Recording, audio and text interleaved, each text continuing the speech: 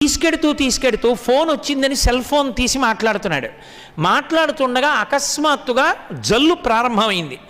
ఈ cell phone మాట్లాడుతుండడంలో ఆ అద్దం మీద పడుతున్న వర్షాన్ని తుడవగలిగినటువంటి దాన్ని ఆన్ చేయడం మర్చిపోయి ఆ కారు డ్రైవ్ చేస్తున్నాడు.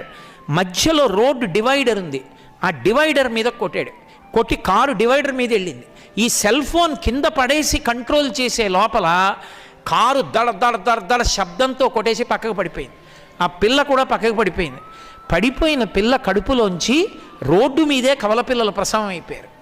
అతని అదృష్టం బాగుంది కాబట్టి దగ్గరలో హాస్పిటల్ ఉంది, ఆ పిల్లని తీసుకెళ్లారు. పిల్ల మనవలు కూడా దక్కారు. అతను చచ్చిపోలేదు, బతికాడు. కానీ ప్రాణాలు హడిలిపోయి ఆ పిల్లలకి ఏమైందో, ఆ అమ్మాయికి ఏమైందో, తన బతుకేమైపోతుందో అని హడిలిపోయాడు.